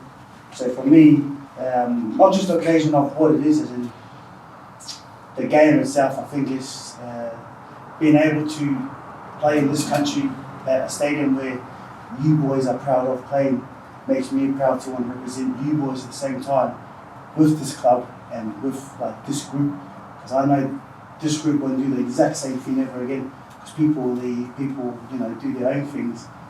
The group is going to be different, and for me, that's a big thing tomorrow, that I get to represent this club. You see coaching staff at this place that you guys look at as the Holy Grail. Yeah, like I said, I've been here a while as well. This is like my second home. Mum raised me, so it's like, this is home for me. This club means a lot to me because they gave me the opportunity to be full-time and I'll never look back. Everyone would say, so you don't have a job, whatever. I was like, this is my job, I love it. I'm going to milk it for as long as I can because rugby don't last forever. Everyone always says you don't play grand finals that many times, so embrace this, boys, and I know I'm going to be so proud walking out tomorrow and doing well with you boys. That's why I do this for this club. Yes, some very, very emotional people in that team meeting and them conversations, but it was probably like one of the best things that we got to experience as a group. Some people, well, majority, got to a point where you felt a little lump in your throat and whoa, need to get out of this now. What's going on? Size that you've never seen on people before. People had literally cards all out on the table and telling them why they were going to do this and what it meant for them and their families, and you got to say something nice about, well, you got to speak some truth about the next person. The person I've got is he's someone, if he jumps over their trenches and runs forward, everybody else don't even question it, they'll do the same thing. He leads by his actions, he leads by example, and if anyone was ever in trouble, he's the first person that's on that phone. He's probably always on the phone anyway, and he'll be there for you, pick you up, whatever. I know he's done a lot for me. Still reminds me every time, it's like, I give you everything, I get nothing back. He still says it. But he's a leader amongst us, and I know when he leads with his actions, his emotions, plays a lot on his emotions. You seen him, he had a speech the other day, he's like, that lead. He's still holding that now. He's still saying it in his head now. And you know when he's leading from the front tomorrow, we're all jumping on. I think that's what you need to bring in, my man. He was one of them blokes. I didn't really speak about his playing ability, just more so the person himself.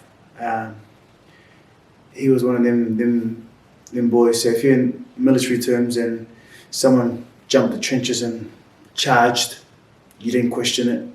You didn't question that action. You did exactly the same thing. You would go straight after him.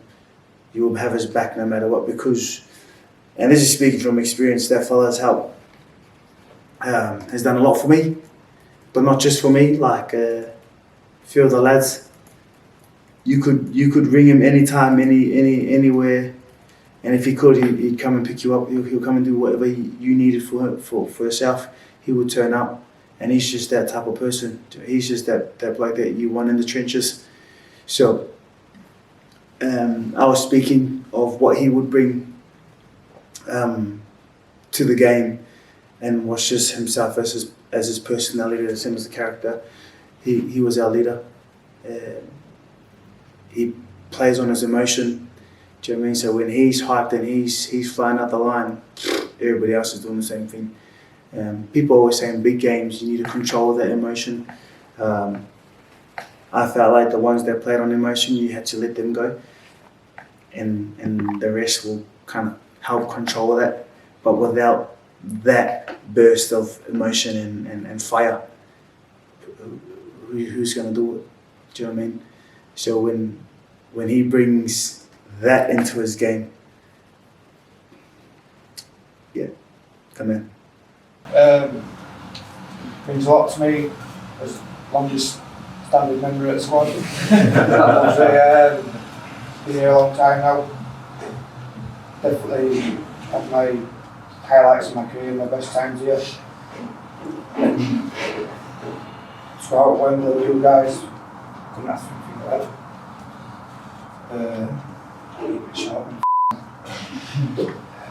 My why, I think, I said for me really, I think, rather than like the cliche ones, my friends and my family, I think deep down I wanted to do it for myself. Personally, like, and I think that's real. If everyone was honest, I think their main reason is they want to do it because it's us doing it. It's our experiences, and that I wanted to win at Wembley. Everything else comes off back of that, doesn't it? Your family being proud and whatnot, but I think my why was for me. My guy, probably the easy option would be to say the energy man. Brings all the laughter and that, but I'll be honest, does my head in most of the time. See his name on team sheet, you know, when it's getting so far, feeling better to stick your period in the game, and he'll come out and help you get out of that so, Zach. I remember it being it started off alright, and then I think it just slowly got more and more emotional. I can't remember who kicked it off. Might not like me saying this, but I think Ben Kavanagh kicked it off. Like, he wasn't massively emotional, but you could see it meant a lot, and he did get a bit like deeper than he normally was. He normally would. The man who never cracks a smile got very emotional. So, like, I think that got a couple of people, and then it sort of filtered down from there, and Brandon Moore got emotional, Bob Fairbank, and then Bob Fairbank, I was straight up after him, and I didn't really want to get up because I was just like, oh no, I ain't got to follow this ever. Because, like, obviously when someone's up there, like, just pouring their heart out of how much something means to them, you get choked up, don't you? And I got choked up from what, like, Cav had said, Pudge had said, and then to follow Bob up, who were just talking about it, I was just like, oh no. And it just showed, like, I got there and I got very emotional about what it means to me.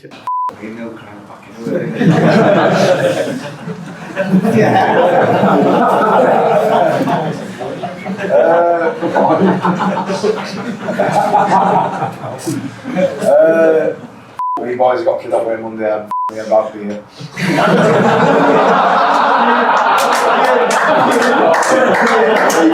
Means everything to me after bursting it is how, like, nervous and how much I love it, and one sec.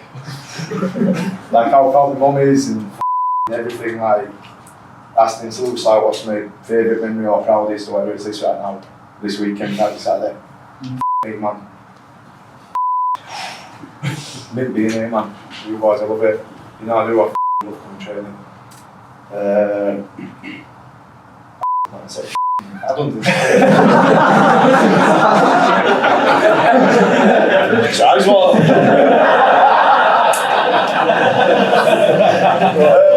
Yeah, man. That's it for me. I can't remember everything I said, obviously, but I know I cracked a couple of jokes in and around and bits and bats, and I said obviously I'd rather be here than at my daughter's birth. But, like, that moment, like, to be there and know I was playing at Wembley the next day were a bit surreal.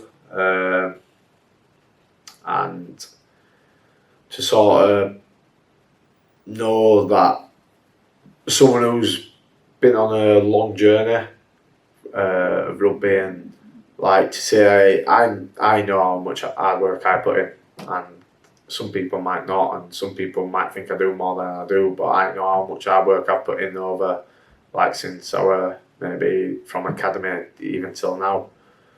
So sort of to know that hard work had paid off were, like, a very satisfying feeling and a proud moment for myself to know that I'd be playing at, like, even though we haven't won yet, like, just the fact of I can say I've played at Wembley were, like, a bit unreal, and, like, I know how proud my family would have been and my partner and, like, everyone in between. Like, I know how much it means to my mum when I play well at rugby and I'm doing well and stuff like that. So, like, yeah, it were a nice moment, and I'm not surprised I got emotional because I know how much it means to me and, like I say, my family and everyone in between. It were the lights, wasn't it? Yeah, it were lights, mate. Personally, I've got camps that year who were awesome, showed the care, they were consistent, good, showed how quality they were, and I think they found themselves in a bit of a rough patch.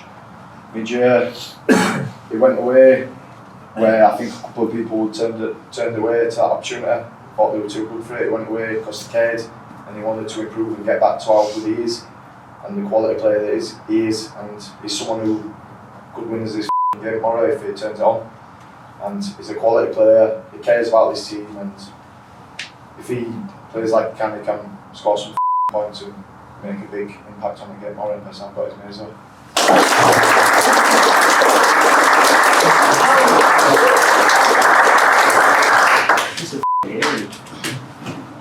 It's probably a bit different for me, boys, because coming from Australia, like, it's not really a known thing, like the cup and all that. But and even Wembley itself, like I didn't really know much about it until obviously hanging out with you lads. But it's an opportunity to achieve something with this group, and that's birds inside. Like you have no idea how much you boys mean to me. And, you know, coming over from Australia, knowing no one, well, Lockie, but you know, he's but knowing no one, you boys, you brought me in, staff, everyone, and he's like my second family. So, as I said, the opportunity to achieve something with this group is mega to do it. So my why for that game is a bit different because I pretty much, like I openly said, I was like, it wasn't the occasion that was so much for me. It was more the opportunity to do something with that group of boys, like the team that had brought me in. Like I didn't really know anyone that brought me in, treated me as one of their own, looked after me all year, and it was an opportunity to have something that I can always have with these group of lads that you'll never be able to take away from me. And I think so highly of all those boys, and hearing, even in that chat, hearing how much it meant to the boys that spoke before me, it was like I wanted to cry at some of the speeches because it was just like, you don't really see that side of the boys, and you know, because we're a bunch of, you know, rough rugby lads, whatever, but just to see that sort of side and their whys, that sort of hit with me. And it was obviously good. I had my dad here, and that was like obviously incredible, and he's come and seen like a lot of big games of mine, but I think the big one for me was sort of just to be able to help or participate in a game where it meant so much to my mates, and to be able to contribute and, you know, go to war with those boys, like that was something that, yeah, you'll never be able to take that away from me. So, and I had Pudge, and it's pretty easy to talk about Pudge because he's the leader, spiritual leader, and I guess you know what you're going to get from him every week, as you could say with a lot of the boys. But you know, he's like a no thrills type player, and I think he probably epitomises what we are here. Like, it's, you know, we're obviously a bunch of skillful lads, but just the tough mentality, and you can't rattle him, and he's, you know, and one of those players you look to your right, and if he's there, you just know, like, he's got my back. And you know, you can say it about all the boys, but I think in particular Pudge is probably the big example of what, you know, what we are as a team and what we try to push and stand for, sort of thing. So it was easy to get him. The person I got is everything you want probably in a teammate. He's tough, courageous, leads us, and every week you know exactly where he's going to give it. Not flashy, not pretty, ugly, but can play footy. And if I was to pick someone out of all you boys, probably my first pick to play alongside. That's Butch.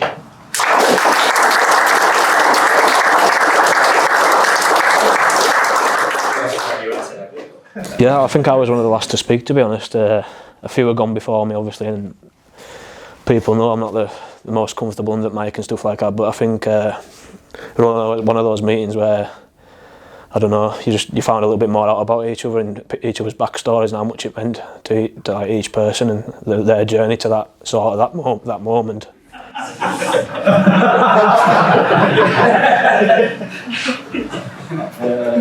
Short and sweet from me, boys, but you've all been covered, haven't you? It's a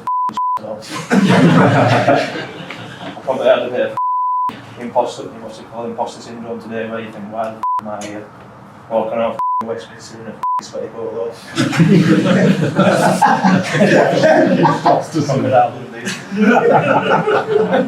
But yeah, just like getting that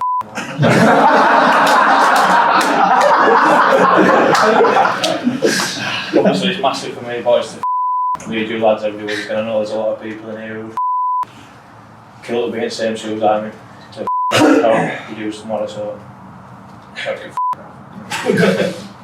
move on to the lap that I've got put me off, man. Look, I've got without him being an absolute freak of nature and can score from anywhere on the pitch, I think he's also a proper tough and he's someone I respect a lot in the team, and I hope he turns up tomorrow as a one-back.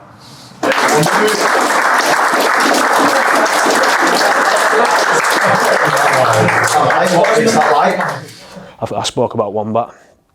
I just said, look, obviously people see all this flashy stuff, but at the end of the day, it's really tough as well. So obviously his carries out of backfield and stuff have been a big, obviously Solly as well, have been a big factor in our go forward and stuff like that. So obviously it's really appreciated by obviously out middles and stuff. So who had you? Pudgy, Brendan Moore. I'm pretty sure it was him. I think it was him. Yeah, because he struggled to speak. He was getting real emotional. Oh, poor Brendan. What's it mean to me, boys? Obviously, like Mazer, Adzi, it's my first time at Wembley. Obviously, don't know how big of a deal it is until pretty much today. You boys have talked about it and getting everyone a little bit choked up, but just walking out there today, just thinking about moments in the game and trying to picture myself on the field and just walking around and just the feeling I get, getting goosebumps and just knowing what I can do. Come from a little country town, obviously told you about, so it's massive for me, my family, and I want, like Grixie said before, I want to leave a legacy on this club. I just don't want to be another player that's just been here. It's obviously been 35 years since we've done something or won a cup, so just know I'm going to turn up and bust my ass to bring this silverware back home. So that's what means to me. But boys, I've got to use everyone as a group. I think everyone's pretty much covered everything. So it comes down to our core values, our honesty and all that. I just know that's what we are. But the biggest one for me is our trust with everyone. I trust everyone in this team, 1 to 17. I just know everyone's going to turn up tomorrow, and I just know we're going to do a job on these and get the W. Cheers, boys. It didn't surprise in the sense that I knew it meant a lot to him. It was nice to hear their personal motivation. It was nice to hear them talk and speak well about one another and what they thought the teammates were bringing to the table. But probably kind of didn't know what to expect at the same time. I thought the lads jumped in on it and they were honest and open, which is good, which is what you want your team to be. And they should be. I've referenced that already, how tight and close they are, I think. So it was good. We got through that and we closed with a bit of surprise for Lockie as well. So he told me that I had to do the last one, so I was the last person to be talked about, and then I had to talk about the team, and I said my bit, and then sat down, and that's when my oldies come out. So yeah, that's when it got even more emotional. All the boys were emotional enough, talking about individual players and their reasons why. So yeah, but when that come, I think that tipped everyone over the edge. Cheers, boys. Thanks for sharing. I like it. Turn them off. But listen, we've got the 17 out there. Don't want to be in here all night, but we can't go on without mentioning everyone in the room as a collective. I've said it a few times now, and I repeat myself, but delivering them conversations this week to people I've got a lot of respect and time for, these people boys, to be honest. And I know you've probably had sleepless nights worrying about selection some of you. I had sleepless nights worrying about telling you because I've been in your shoes. It's awful. But I will say, I thought everyone trained well last night, everyone contributed and kept adding value, and that's the important bit, and that's part of being a team. This game is a big one, but the second it's done, there's a line under it, there's a lot more to do, and by being good blokes and adding value, that means you're going to put it line, because if you didn't, you'd be struggling. What else have I got for you? Just another equal spot, so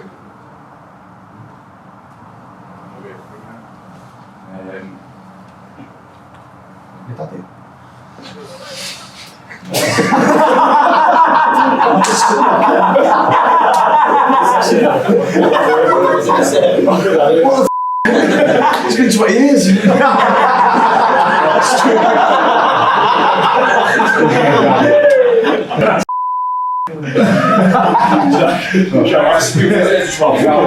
How they are, you boys as a group, and also someone in particular. So, come in, guys.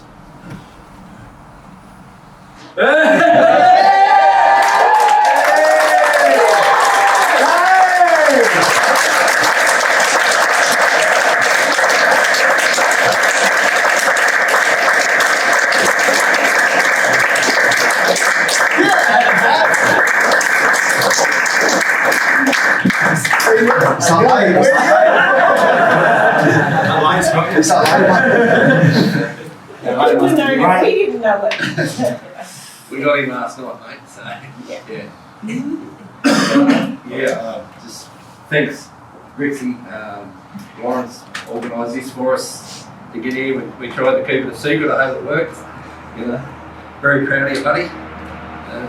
Young fella growing up in Merriwell, 1,000 people, and watching you get to hear like the big stage, Wembley, you know, it's unbelievable. And we just thought we couldn't not be here for you, watching you get to play from a young kid to where you are. Very proud, buddy. Very proud. You know,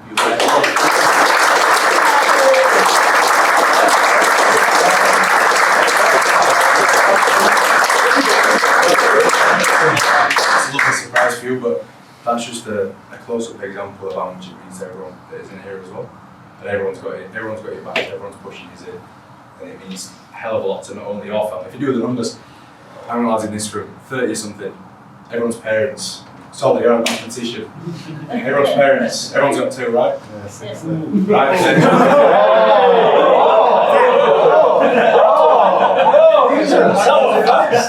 Uncles, brothers, sisters, that could be 3, 4. And that goes into all them pals and all them fans of Colliers. There's a lot of people that are really invested in this. Yeah, so just want to make sure we enjoy it. Hey. That's us. Yeah,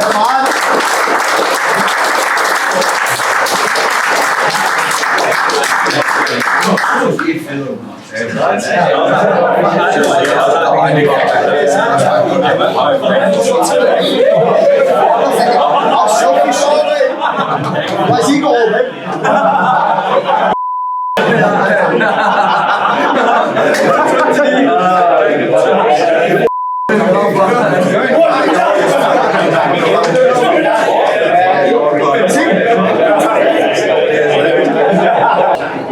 Surprised? Yeah, it's unreal, mate. Have them walk in. Just tell us what's happened. Mum and dad and my brother and my uncle just flew over from Oz, so yeah, just surprised me. Watched the game, so I'll see you at Wembley. Yeah, emotional, eh?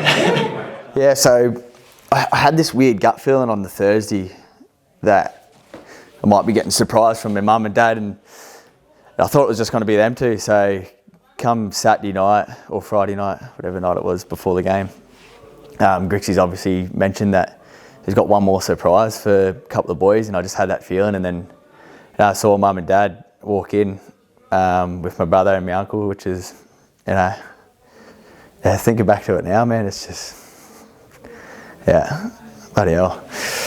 Yeah, it was just one of them things. Is, yeah, just got surprised by them four, and you know, it was emotional, let alone before that, and having them walk in just, you know, made me feel unreal. And even all the boys getting a little bit emotional there. Yeah, it just tells you how close we are as mates and as a club, and you know, not just us, just, you know, the CEO and all them. Like everyone's a tight little family. So just having them there just made it unreal. I think you might have had an inkling that they were coming, but I also think you felt a little bit dirty on them that maybe they weren't going to be there for this big game for him. So yeah, I think you possibly had an inkling, but he certainly didn't know his brother and his uncle were going to show up. And even during that week, he had said, I think my family's coming over. And I was like, you'd know, because the time zone difference, like you'd definitely know if they were coming over or not. He goes, yeah, they're just being a bit weird. And I was like, yeah, mate, I don't think they're coming, buddy. Like, you know, dream on. And then when they did, he was like, I knew it. He's like, you knew? I was like, I swear to you, I did not know. Like, I think they did tell me for a reason, because I probably would have been like, yeah, mate, they're coming by accident. I'll be honest, I didn't knew until the Friday morning before we set off, because I ended up with his mom and dad ticket and then jersey they bought for the game. I was like, oh, what was that for? Say, oh, you need to keep secret. His mom and dad, uncle and brother coming. So I say, oh, all right, they're coming. So Simon helped me a little bit to organize it when they're going to turn up and that. I know, because I needed to move away when it was Loki's turn to talk. And I remember he told me later, say, oh, when I sneak out of the room, he was like, all right, this few bad words, don't want to listen to me. But I think he probably realized a little bit something was going on when I left, because I like Loki and I will always stay if he's talking.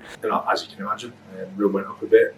Lachlan's lip was trembling a little bit. Lovely to see his mum and dad. Nice touch, and his dad spoke very well as well in front of the boys, and how proud he was of his son, which was a really moment. And again, like Bob's moment before scoring, setting up a try and scoring a try in St Helens game, and all that. Lachlan had a really good memory there for him as well.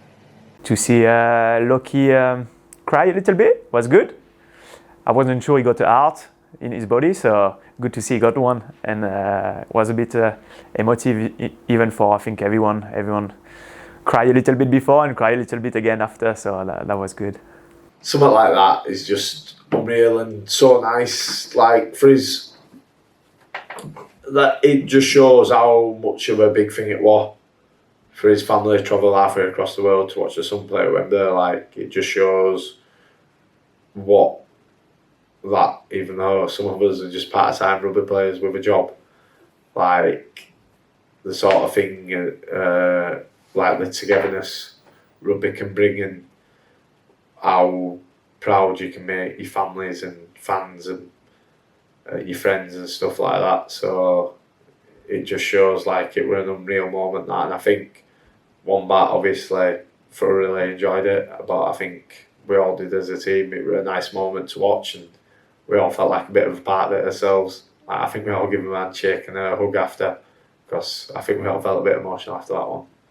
Yeah, I was like over the moon for him, because I know he's one of those blokes he'd never tell you how he's feeling, but I know how much that would have meant to him. And I spend nearly every day with the bloke, and I could see, just like visibly, like how much that meant to him. And I guess it was, I don't know, it just puts things in perspective. Like, with rugby's rugby, but being so far away from home, it does get tough. And for them to make that trip over, like it was unreal, and it sort of added to the occasion, I guess, of how much it means for his family to drop everything to come over. Like that's a huge thing to do, and I'm sure he was grateful they did, and me being my best mate, I'm so grateful that he had got to share that opportunity with them. And even then, like his brother had come over early, and it was, even for me, it was good to see him again. And I think it was just a good morale boost for everyone to think, this is like a big thing. We're all in this together, and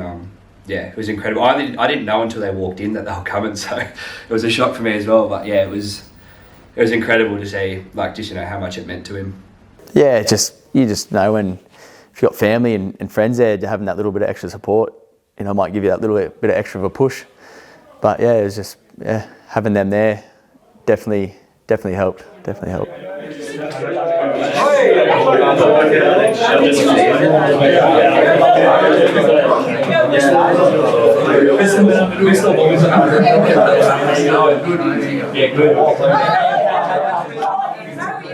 think it definitely helped galvanise us in that situation, sort of thing, like